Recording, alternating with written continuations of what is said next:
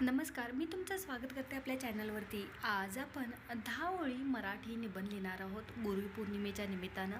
चला तर मग आपण व्हिडिओला सुरुवात करूया.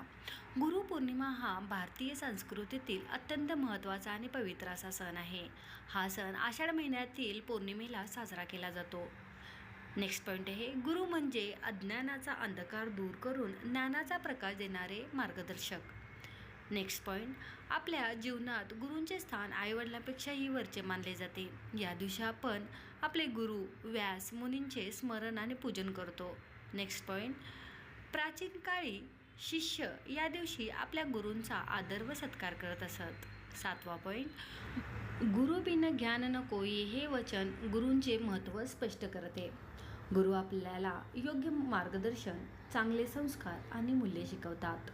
9वा पॉईंट, शाळेतील शिक्षक, आईवडील हे सर्व आपले गुरुच आहेत. 10वा पॉईंट, अशा या पूजनीय गुरूंना माझा विनम्र प्रणाम आणि गुरुपौर्णिमेच्या खूप खूप शुभेच्छा. आज आपण गुरुपौर्णिमा निमित्त 10 ओळी मराठी निबंध लिहिलेला आहे. तर हा व्हिडिओ तुम्हाला कसा वाटला नक्की सांगा आणि व्हिडिओ आवडल्यास आपल्या चॅनलला सबस्क्राईब आणि व्हिडिओला लाईक करायचं विसरू नका. व्हिडिओ पाहिल्याबद्दल खूप खूप धन्यवाद.